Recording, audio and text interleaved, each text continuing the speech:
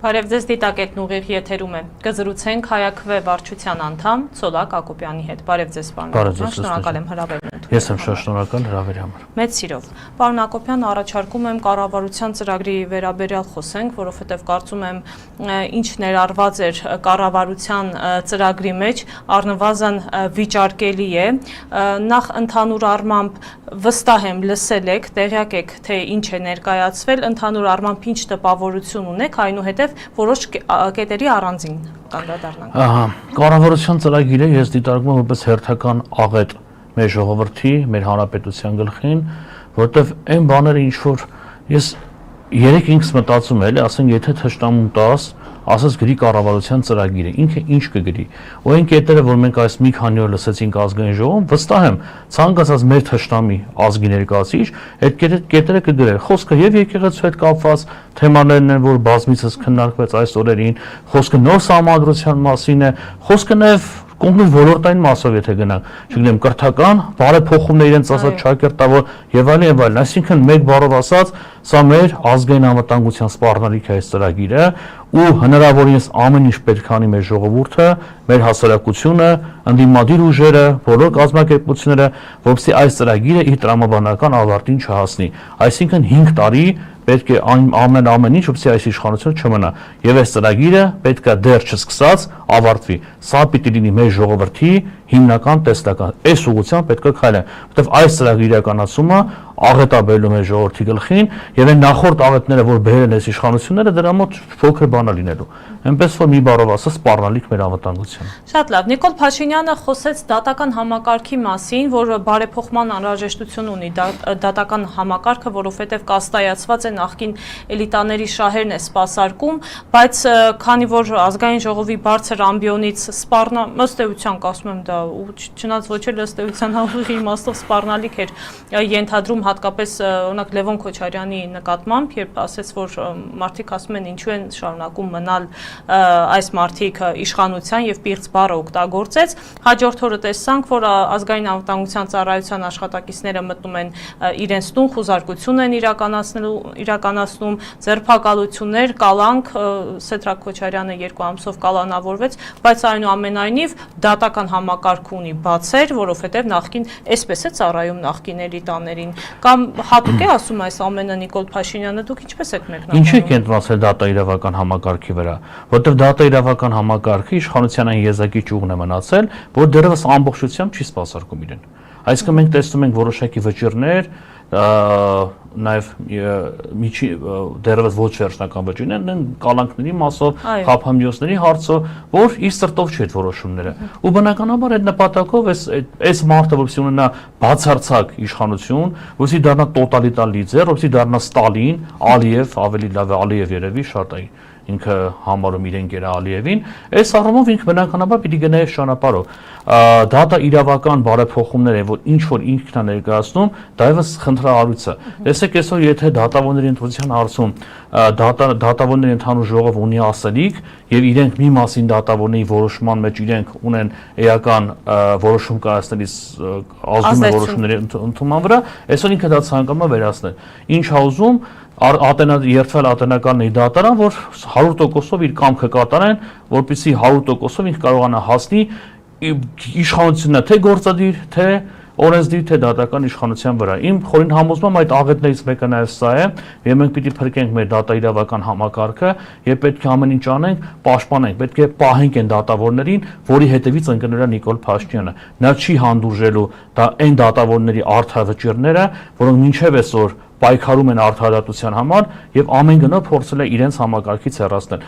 Դրա համար է ինքը գնում բարեփոխումների։ Տեսեք, նաեւ Փաշինյանը ասում է, որ շատ է սիրում Հայաստանի Հանրապետությունը, մեր երկիրը, այնպես է անում, որ մեր երկիրը բարելավի,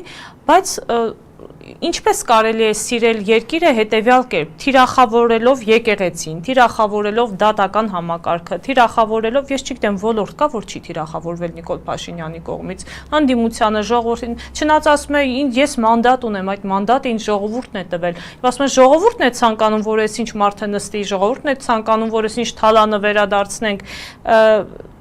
Աթոռն է սիրում ու նրան տիրում ու ամեն գնով ելնում է նավեր, ինքը իր աթոռն է սիրում, ինքը ոչ մի բան չի սիրում։ իր խնդիրը իր աթոռն է, իր հարստությունն է, իր իշխանությունն է ամեն գնով երկարացնել։ Այնպես որ ես չեմ կարծում, որ ինքը սիրում է հայրենիքը եւ բոլոր դիկտատորները, տոտալիտար ռեժիմի ներկայացուցիչները հայրենիքի ժողովրդի անվան տանկ են արել։ Չկա, Հիտլերն էլ է ժողովրդի անվան տականում։ Հիտլերն էլ է իշխանության եկել ժողովրդի ընտրությունների արդյունքում ու ժողովրդի անունից արեց այն, ինչը բերեց Գերմանիային աղետի։ Այնպես որ նա իր աթոռն է սիրում ու պետք չի այլ բաներ փնտրել, հա։ Հայ-ադրբեջանական հարաբերությունների հետ կապված շատ կարևորեց Նիկոլ Փաշինյանը հայ-ադրբեջանական այսպես երկխոսությունը, համագործակցությունը, խաղաղությունը, խաղաղության պայմանագիրը, քանի որ նախաստորագրվել է, բայց վերջնական դերևս մենք չունենք, հա, այսպես արդյունքը, եւ ինչն է այստեղ կարևորում, քանի որ սահմանադրության մեջ հողում կա անկախության հռչակագրին եւ հաջորդ սահմանադրության ընդունման համար դա մեծ խոչընդոտ է հանդիսանում եւ Ադրբեջանի պահանջն էլ դա է, որտեղ Արցախը եզրույթը առհասարակ չպետք է օգտագործվի, ասեց, որ անկախության հռչակագրին հղում չի լինելու եւ սահմանադրությունը պետք է փոխվի, ուզենք թե չուզենք, որպեսզի կարողանանք Ադրբեջանի հետ հասնել խաղաղության։ Բացի դրանից, մի քիչ այսպես երկար է հարցը ստացվում, բացի դրանից Նիկոլ Փաշինյանը ասեց, որ երբ արցախցիները խոսում են Արցախ վերադարձի մասին, ըստ էության դա պատերազմի կոչ է ընկալվում Ադրբեջանի կողմից, պետք է արցախցիները դադարեն խոսել Արցախ վերադարձի մասին, իսկ ադրբեջանցիները արևմտյան Ադրբեջան վերադառնալու մասին։ Նախ կխնդրեմ վերջից հասկսենք, դուք գիտեք ինչ ասել է արևմտյան Ադրբեջան, դա ինչ պետություն է, որ երկրի տարածքում է գտնվում։ Դա հորինած մի բան է, որ ադրբեջանցիները հորինել են, կեղծում են պատմությունը։ Հələ տեսնենք Ադրբեջանը երբ առաջացել, 1918 թվականին առաջացել Ադրբեջանը, մոտավորապես այս տարածքների հիման վրա ինչ որ այսօր ինքը ունի, այսօր խոսում է արևմտյան Ադրբեջանի մասին, չկա նման բան, թե քաղաքական, թե քաղաքագիտական, թե պատմագիտական տեսանկյունից չկա արևմտյան Ադրբեջան հասկացություն, սա հերթական բլեֆն է ու իդեպ սրա համար իրանք միլիոնավոր դոլարներ են ծախսում ամբողջ աշխարհին, սա ցուցադրելու համար, ցույց տալու համար, եւ մենք էլ ցավոք սրտի հակառակը, փոխանակ մենք մեր ունեցածը ներկայացնենք, մենք հրաժարվում ենք։ Ինչ ուրեմն հարցի առաջին մասին անկախության հռչակագրի դուրս բերումը, անկախության հռչակագիրը մեր ծննդականն է։ Այսինքն դրանով է ստեղծվել մեր հանրապետությունը։ Անկախության հռչակագրից հրաժարվելը դա նշանակում է ռիսկի տակ դնել մեր պետության գոյությունը։ Շատ հնարավոր է, որ մի քանի տարի հետո Ադրբեջանը գասի ով եք դուք, ինչպես եք անկախացել, ուր է այդ փաստաթուղթը, որի հիման վրա դուք անկախացել եք։ Այսինքն սա մեծ վտանգավոր խաղ է խաղում այս իշխանությունը, որը աղետ է դառնալու մեր հասարակության համար, որը կասկածի տակ է դրնելու մեր պետականության լինելիությունը։ Ես վստահ եմ չի հասնել ինքը այս ծրագրին, որտեղ այս ծրագրի համար ինքը նույնիսկ այնքան ձայն որ ինքը հավաքել է բացի այն, որ ազգային ժողովում չունի սահմանադրական մեծամասնություն, բացի նաև ըստ ընտրական որոշակի մասնակցության թվից եւ այլն, նույնիսկ հնարավոր է այսքան հավաքած ձայնով ինքը իշքան հավաքել է ԿՊ-ն, նույնիսկ այդքանով չկանա սահմանություն փոխ, այսինքն կապված է նույնիսկ որքան մարդը մասնակցի եւ այլն, այնպես որ ինձ թվում է սա լինելու է մեր սարդարապատը, իրականում սա է լինելու մեր սարդարապատը եւ մենք սահմանադրական հարակվեի շուրջ պետք է անդիմադի ուժերը հստակ դիրքորոշում ունենան, հստակ կանխեն այս ճակերտավոր բարեփոխումը նոր սահմանությունը, որ ինքը առաջ է բերում։ Այս է ընդհանուր գիծը եւ ակնհայտ է, երբ որ իրեն հարցնում են, ասում է ով է ասում ես Ալիևի պահանջով եմ սահմանադրություն փոխում։ Սահմանադրություն ես դեռ ասել եմ պետքա փոխեմ, չգիտեմ 20 թվականին եւ այլն։ Հարգելիներս այդ ժամանակ ինքը չի խոսացել անկախության հռչակագրի մասին, ինքը ընդհանրապես խոսացել է Սերժ Սարգսյանի կոստյումը փոխելու մասին, այսինքն խոսել է ընդհանրապես կառավարման համակարգի փոփոխության մասին։ Սա կոնկրետ պատվեր է, թե եկեղեցու հետ կապված դրույթը, որ ցանկանում է փոխել եկեղեցին, կոպիտ ասած իր ազդեցության տակ գցելու համար, թե սահմանադրակ, թե անկախության հռչակագիր եւ թե բազմաթիվ հարցեր, որոնք առկա են։ Եկեք շատ հեռու չգնանք, եթե այն սահմանադրության նախագիծը, որը եթե հիշում եք հրապարակվեց մամուլով մի քանի տեղ մենք տեսանք, միայն քաղաքական թեմանով չխոսա։ Շատ վտանգավոր եզրույթ եմ ես այնտեղ հանդիպել ընտանիքի մասով։ Ասում ընտանիքը երկու անձի ամուսնությունն է։ Եթե մեր գործող սահմանության մեջ խոսում է կնոջ եւ տղամարդու, դա երկու անձ է, այսինքն ստա նաև այլ հարցեր կան։ Այո, իհարկե, որ վտանգավոր է մեր հասարակության համար ու լուրջ խնդիրներ է բերելու, եթե աստվածչանի ստացվում։ Գիտեք հենց նոր ինչ անցավ մտքովս։ Փորձենք մյուս կողմից նայել։ Միգուցե Նիկոլ Փաշինյանը եւս չի ցանկանում, որ սահմանադրության փոփոխություն տեղի ունենա, որովհետեւ տեսնում ենք, որ ինչքան էլ մեր հայրենակիցները որոշ հարցերում միասնական չեն, ինձ թվում է սահմանադրության փոփոխության հետ կապված մեծամասնությունը դեմ է արտահայտվում։ Միգուցե Նիկոլ Փաշինյանը ուղղակի այս ամենը անելու է եւ Ադրբեջանին ասի, գիտեք, ինչ կա, տեսեք, փորձեցի, չստացվեց։ Լուսինե ջան, եթե այդ տեսանկյունից դիտարկենք, ուրեմն ինքը չպետք է գնար ընտրակեղծիքներին։ Ինքը նույն ձև կարաս է չստացվեց, ես չունեմ նույնիսկ 3-5-րդ, այսինքն այդ Բարգավաճ Հայաստանի հետ կապված իրադարձությունները, մանդատակողություն, կանեսով էս ձերբակալությունները քաղաքական, այսինքն իմ համար ակնհայտ է, որ ինքը հող է նախապատրաստում սահմանադրական փոփոխությունը կամ նոր սահմանադրության, ոչ թե փոփոխություն իրականացնելու համար, ինչ ասեմ, դու լավատես ես, սակայն վերջին 8 տարվա իր քաղաքական գործողությունը մոտ նման լավատեսության հիմքեր ցավոք սրտի չի տալիս։ Նիկոլ Փաշինյանը իրական Հայաստանի մասին է խոսում եւ ասում է, որ պատմական Հայաստանը մեզ ասում է, իրական Հայաստան, իմ սխալները մի կրկնիր։ Ես ուրիշ երկրում հայրենիք էի, ուրիշ պետությունում հայրենիք էի փնտրում։ Իմ սխալները մի կրկնիր։ Ունենք տարածք, Հայաստանի Հանրապետություն, սուվերեն տարածք, 29743 քառակուսի կիլոմետր, չնայած դրանից առաջ 800 էր ասում, հետո նորից կրճատվեց։ Հիմա, բայց միևնույն ժամանակ ասում են, որ տեսեք, օրինակ Տիգրանաշենը անկլավ է, ադրբեջանական տարածք է, անկլավ է եւ պետք է հանձնենք Ադրբեջանին։ Հիմա Տիգրանաշենը որքանով ես եմ տիրապետում, իրական Հայաստանի տարածքի մեջ է մտնում, չէ՞։ Հիմա այսքանից հետո ինչպես հավատալ Նիկոլ Փաշինյանին, լավ։ Լուսինե ջան, Տիգրանաշենից խոսեցինք մի հատ այդ մասով, էլի։ Իհարկե, շատ կարևոր է։ Տիգրանաշենը գեր ռազմավարական նշանակություն ունի երկրի համար։ Տիգրանաշենի հանձնումը շատ արագ բերելու է Վայոց ձորի եւ Սյունիքի մարզի հայաթափմանը, շատ արագ։ Սա չգիտեմ, այո, միանշանակ մեր երկիրը ուղիղ վերցնում ու հարավ կիսում է։ Այս որտեվ մենք տեսնում ենք Ադրբեջանի նկարտումները, օրինակը բերում ասում է, ես Քյարքի անվանեցի, որովհետեւ չեմ ուզում, որ Սևանը գյուղ չանվանեն եւ այլն։ Սա իր հերթական մանիպուլյացիան է, որը ժողովրդին ուզում է ուղղակի շեղի հիմնական թեմայի շուրջ ու փորձի արդարացնել իր վարած քաղաքականությունը։ Մենք նմանատիպ քաղաքական գործիչներ ունեցել ենք Օսմանյան կայսրության ժամանակահատվածում, որոնք իրոք լինելով հայրենասեր գործիչներ, ազգասեր գործիչներ սխալվել են, ողջունել են երիտուրքական հեղափոխությունը, բայց այդ նույն երիտուրքերը տարիներ հետո ցեղասպանության ենթարկեցին մեր ժողովրդին։ Այսինքն մեզ պատմությունը մի դաս է տալիս, որ այո, պետք է գնալ խաղաղության, բայց մշտապես պետք է զենքը ձեռքի դինես։ Սա է մեր հարևանները։ Մեր հարևանները մենք անցած անգամներ սրա մասին խոսեցինք, մեր պետության գոյությունը կասկածի տակ են դնում։ Ու այս պարագայում Տիգրանաշեն հանձնես, չգիտեմ, Գիրանցի հատվածը հանձնես եւ այլն, նման ռազմավարական դիրքերը հանձնելով թշնամուն, դու վաղը չեմիս օրը չես կարող դիմադրություն ցույց տալ։ Ու սա ամենամեծագույն խնդիրն է, ես չգիտեմ, ես մի էլի կրկնեմ ասածս, իր բուն նպատակը սեփական իշխանություն երկարացնելն է, որտեղ այսօր սա կհանձնի մի 2 տարի կերկարացնի իշխանությունը, դեռ ակնհայտ երևում է, չէ՞ որ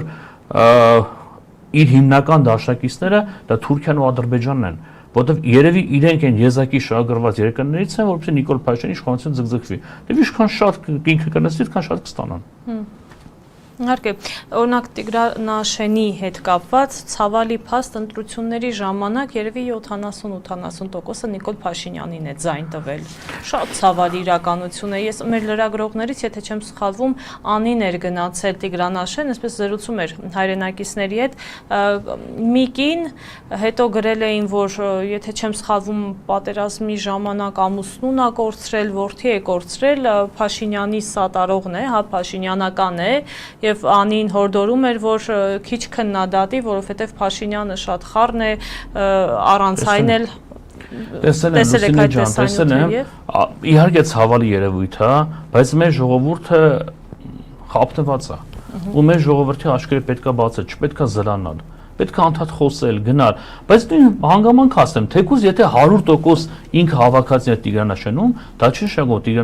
Տիգրանաշենը պետք է անձնել, դա իմ հայրենիքն է։ Ինչքան Տիգրանաշենում ապրող մարդու հայրենիքն է, դա նաև իմ հայրենիքն է, որպես գործիչ, որ դեմ է Տիգրանաշենի հանձնմանը։ Այսինքն չպետք է կենտրոնանալ լոկալ, որ ստեղ սենց է եղել, այդ մարդկանց վրա այնպես են աշխատում, այնպես են խաբում, այնպես են տարբեր միջոցներով չակերտավոր կաշառում այդ մարդկանց, որ այդ մարդիկ ընտրության ժամանակ նման արդյունք են ունենում։ Բայց դա ցուցանիշ չի, դա չի նշանակում, որ Տիգրանաշենի ժողովուրդը եթե իրան քվեարկում, պիտի Տիգրանաշենը հանձնի։ Հակառակը, եթե Տիգրանաշենի ժողովուրդը իրան քվեարկում, ինքը պարտավոր է այնպես անի, որ պահպանի այդ տարածքը, պահպանի Հայաստանի տարածքային ամբողջականությունը։ Այս տեսանկյունից պետք է դիտել։ Որովհետև երբ որ Նիկոլ Փաշինյանը ընտրվելուց հետո գնաց Արցախ, Ստեփանակերտի վերածննդի հրապարակ եւ բարձր կանչեց, որ Արցախը Հայաստան է եւ վերջ, մեր շատ սիրելի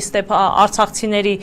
վստահ են որևէ մեկի մտքով չէր կարող անցնել, որ 4-5 տարի անց նրանք հայտնվելու են փախստականի կարգավիճակում եւ ստիպված են լինելու հենց այդ նույն մարդու պատճառով լքել իրենց բնորանը եւ տնավեր դառնալ։ Այդ փաստը եւս պետք է, կարծում եմ, իրենց աչքի առաջ ունենան մեր շատ հարգելի տիգրանաշենցիները։ Փաշինյանը նաև խոսում էր այսպես հաղորդ կոմունիկացիաների մասին, փաստորեն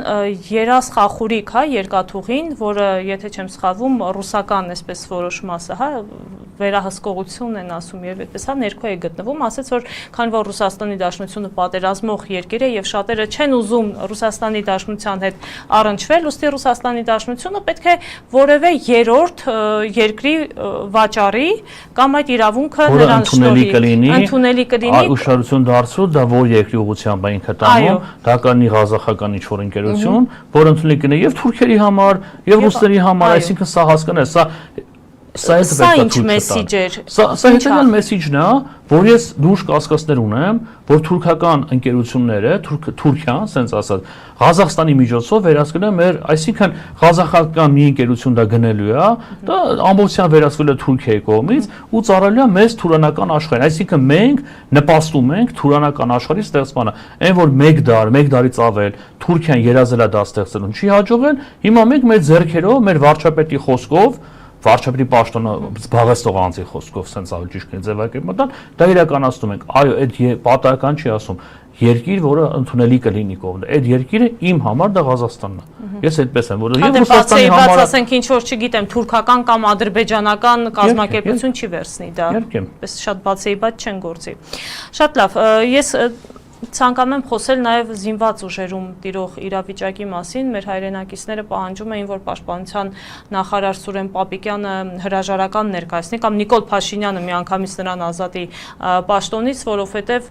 ցավոք սրտի երևի թե օր չկա, որ չլսենք հերթական զոհի մասին, դա կլինի ինքնասպանություն եւ այլն։ Չնայած Փաշինյանը ասում է, որ արդեն ունենք խաղաղություն եւ սահմանին զոհ չկա, բայց ցավոք սրտի բանակում անընդհատ այդ զոհերի թիվը գնալով ավելանում է, այսպես չպարզված հանգամանքներում,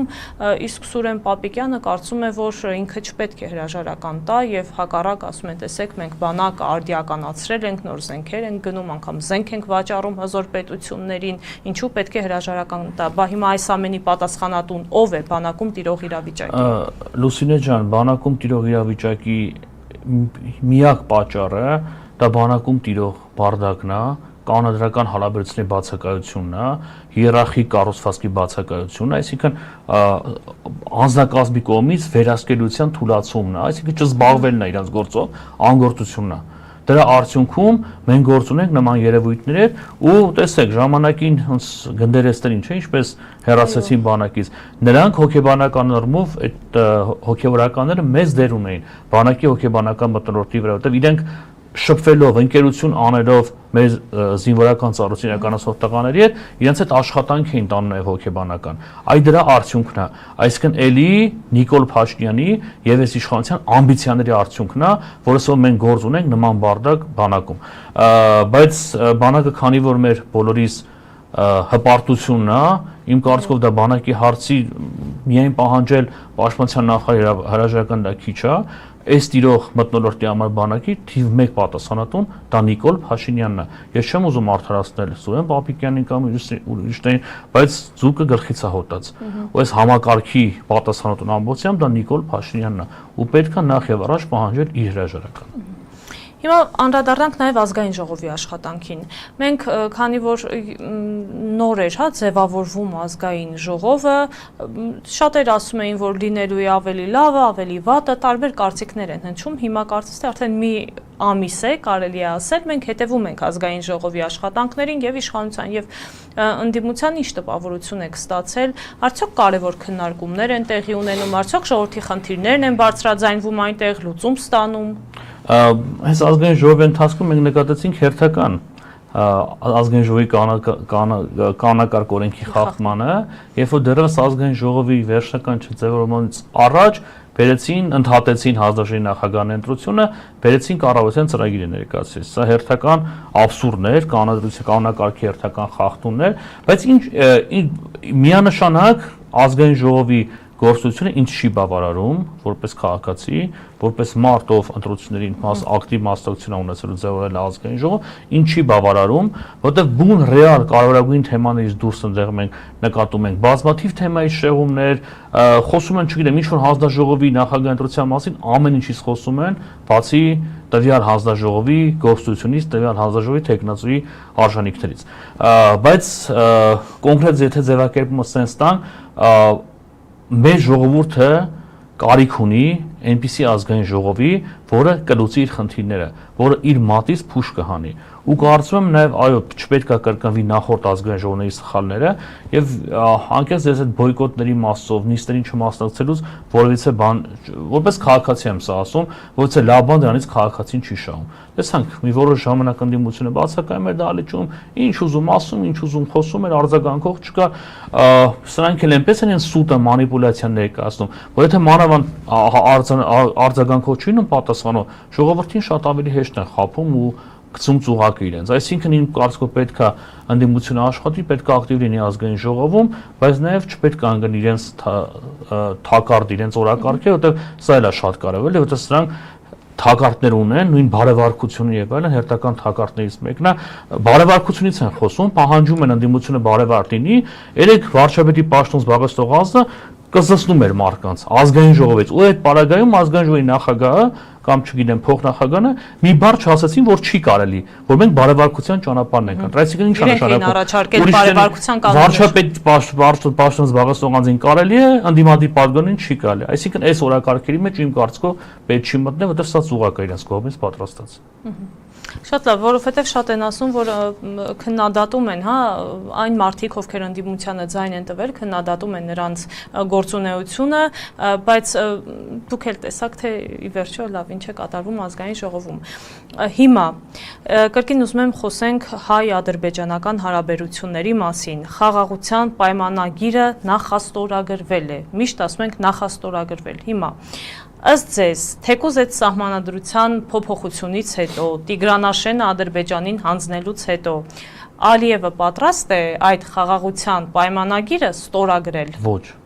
Ալիևը պատրաստ չէ խաղաղության պայմանագիրը ստորագրել, որտեղ Ալիևի անխորժակը տարածվելու է, դրանից հետո այլ հարցեր է բարձրացնելու, վերջ-վերջ այդ անդադ որ մենք Քարոզարշավի ընթացքում ասում ենք 300,000 ադրբեջանցիների թեման, ինչքան էլ ինքը իմասի, որ մենք եկեք փագենք Արցախի վերադարձի հարցը, դա նույնական չի, դա լրիվ տարբեր բաներ են։ Ադրբեջանցի վերադարձն ու Արցախի վերադարձը լրիվ տարբեր հարթությունների վրա են ու պետք չի դա նույն օրակարգեր։ Այսինքն դեռևս հարցեր կան, որ Ալիևը շարունակելու է պնդել։ Սրանք այնպես են ներկայացնում, կարծես խաղաղությունը եկել է, Ժորժ ջան, նախաստորագրած նախաբառ այնտեղ կա, այսինքն դա նշանակում է դա դեռ չի ստորագրվել ու դրա լինելու ստորագրելու հարցը բավական կամ չմոռանանք ցանկացած միջազգային պայմանագիր նաև վավերացման գործընթաց կա։ Իսկ հայ-թուրքական արձանագրությունը հիշում եք ինչ եղավ ճակատագիրը, երբ որ Թուրքիայի պարլամենտը այդպես էլ չհաստատեց։ Այսինքն նաև դեռևս Ադրբեջանի պարլամենտը դա պետք է հաստատի։ Այսինքն թուրքական դիվանագիտության խայծ ուտելը դա ամենամեծ սխալն է։ Մենք պետք է բավականին զգույշ լինենք, բայց նորից եմ պնդում, իհարկե պետք է գնալ այդ ճանապարհով։ Պետք է գնալ խաղաղության ճանապարհով, բայց ոչ ամեն ինչի գնով։ Այսինքն գինը պետք է իմանաս այդ խաղաղության որքան է։ Ինչքան պետք է տաս, որ ստանաս այդ խաղաղություն։ Արտաքին դաշտում ինչպիսի քաղաքականություն ենք մենք վարում, Նիկոլ Փաշինյանը ազգային ժողովում հայտարարեց, որ ուրախ կլինի, եթե ՀԱՊԿ-ից մեզ հեռացնեն, որովհետև ՀԱՊԿ-ը ունի այդպիսի հնարավորություն հեռացնել որևէ պետության իր կազմից։ Լուսինե ջան, ինչա, այդ որ ասեցինք ազգային անվտանգության սպառնալիք, դա հերթական է դրսևորներից մեկն է։ Այսինքն ինչն է մեր այլընտրանքը որն է։ Եվրոպա, Եմեն։ Ինքը ասում է, չէ, ինքը այնտեղ հետաքրքիր ձևակերպում է տալիս, որ ես թույլ չեմ տա, որ ՀԱՊԿ-ի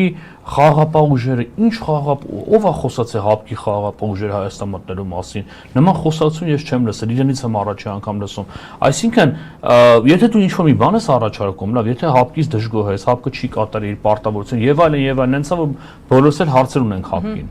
Այս մասով կարելի է իրենց են համաձայնվել, բայց եթե դու չունես այլընտրանքը, ի՞նչ է դրա տեղը լինելու։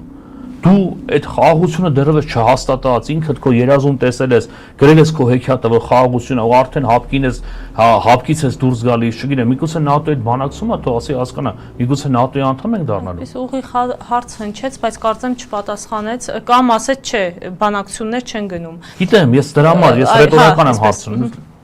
Հիմա ՀԱՊԿ-ի հետ կապված բարձ էր ձեր մեկնաբանությունը, հիմա ԵՄ գնալու հետ կապված չեն դադարում Նիկոլ Փաշինյանի թիմակիցները համոզել, որ ժողովուրդ ջան, ԵՄ-ն պատրաստ է մեզ ընդունել։ Չնայած Փաշինյանը ասում էր, մենք ցանկանում ենք գնալ ԵՄ այնքանով, որքանով ԵՄ-ն է պատրաստ մեզ ընդունել։ Օրինակ ասում է 2029 թվականին վիզաների ազատականացման ռեժիմ արդեն ուժի մեջ է մտնելու։ Լավ, եկեք հասկանանք, ինչ է իրենից ներկայացնում ԵՄ-ն, որ պետություններն են այդ կազմի մեջ մտնում, արդյոք բոլորը կցանկանան, որ Հայաստանի Հանրապետությունը ԵՄ անդամ դառնա։ Օրինակ ես երևի 10 տարի է կամ արդեն ավել է եւ Վրաստանի օրինակ է հիշենք ԵՄ անդամ է, ինչքան գիտեմ ոչ։ Որ չէ, ԵՄ անդամ չի միանշենք, ինչքան տարի է որ ազատականացված ռեժիմը վագորում։ Դա նշանակում է Վրաստանը դարձավ ԵՄ անդամ։ Այո, շատ բազմաթիվ երկրներ կան, որոնք Եվրոպայի հետ ազատականացված վիզայի ռեժիմով են գործում։ Ես շատ երջանիկ կլինեմ, եթե դա այդպես լինի, մենք դեմ չենք։ Դա չի նշանակում, որ մենք Եվրոպական միության անդամ ենք դառնալու, որովհետև այն որ ասում է հերթի մեջ է բառից բուն իմաստով իհարկե հացի հերթ չի դա, բայց կան երկրներ, որոնք արդեն մի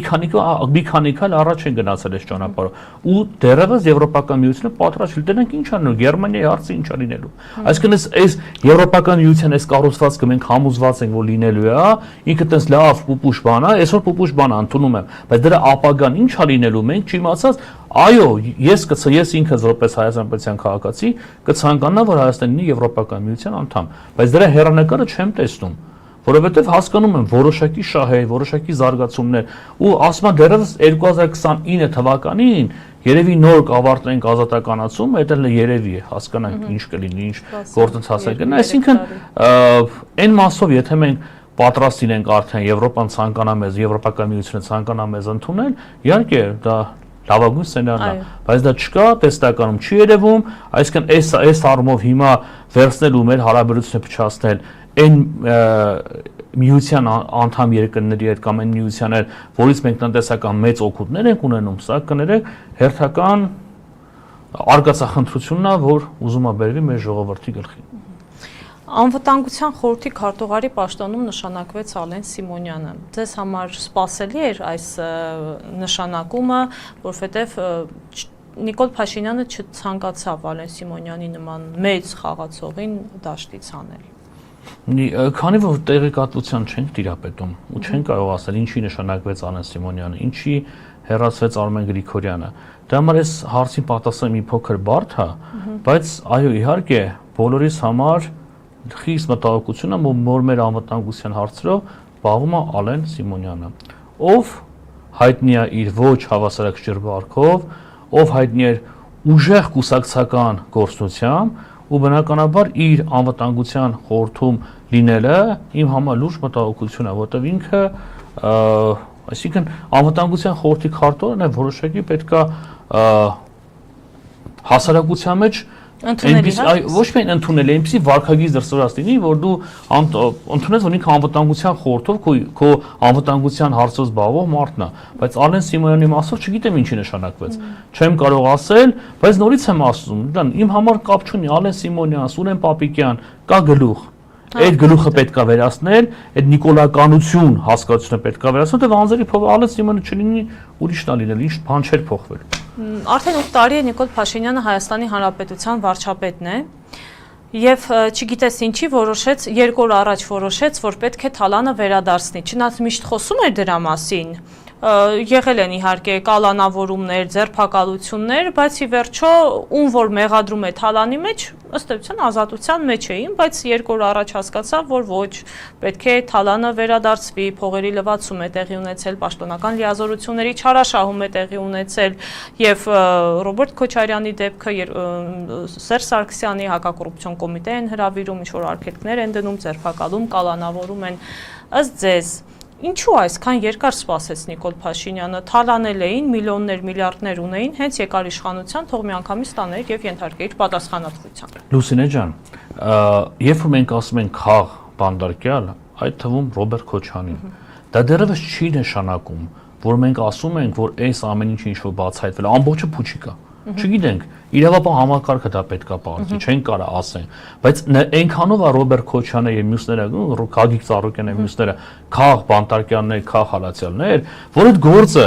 դարակում դրած է եղել փաստորեն տարիներով։ Մեկ էլ մի հարմար պահի քաղաքական այս իրավիճակի պայմաններում որոշել են, որ այ դա է նշանակում քաղաքական, այսինքն կամընտրական արդարադատություն է գործում այս երկրում։ Այսինքն գործերը պատրաստ դրած են, հենց ժամանակը գալիս է միանգամից այդ գործերը դուրս է բերվում։ Այ այս առումով է քննադատելի եւ ինքը իհարկե ամեն պատճառ կարա բերի իրավական համակարգը ծառայել, այդ ո՞նց է ծառայել։ Իրավապահ համակարգի հետ դու ինչ ուզեցել ես ընթացքում ասել ես։ Էլ վիրավորել ես, էլ ամեն ինչ, էլ քեզ ծառայեցրել ես։ Ու այսօր կանգնել ասել, որ իրավապահ համակարգը չի թողել, որ այս գործերը առաջ տամ, կներեք,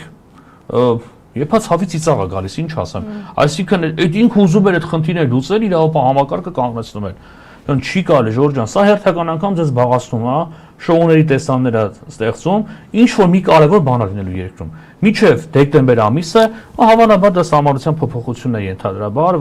մանավանդ նաև չէ, մինչև էլ 1 ամսից ինչ որ ասած զեկույց հրապարակվելու եկեղեցու հետ կապված եկեղեցական։ Սա ինչ որ մի բան է գծել ու այդ դրա շրջանակներում է հիմա իրականացնում։ Ուժեղանալու են ռեպրեսիաները, էլի նոր ձերբակալություն լինելու, որտեղ ամեն գնով ինքը ուզում է հանգիստ անցնցում անցկացնի։ Իսկ այս մարդկանց գտնվել է բանտում, վերում է նրան, որ այդ կառույցները այն կարգի հարցավետությամբ 100%-ով չեն գործում, ինչ կգործեն իրենց ղեկավարների առաջնորդությամբ։ Այս ամբողջ Խաղ բանտարկյալն էր նաև Ավետիք Չալաբյանը, հիմա ազատության մեջ է, ինչ եք կարծում, օրինակ մենք տեսանք, որ Արմեն Աշոտյանի դեպքը օրինակը բերեմ, հա, ազատության մեջ էր, այսպես չակերտավոր ազատության մեջ, հետո նորից տարան կալանավորեցին։ Հիմա այսպես շարունակաբար լինելու է բոլորի նկատմամբ կալանավորել, ազատ արձակել, նորից կալանավորել։ Այո, իհարկե, զբաղացնելու է հասարակությանը ու ավելի երկար փորձելու ապա այն մարդկանց, ովքեր կարողանում են որոշակի խմբեզովել ազատություն ունենալ։ Ավետիք Չալաբյանի հետ կապված դատավորությունը բաց էր, բոլորս տեսանք։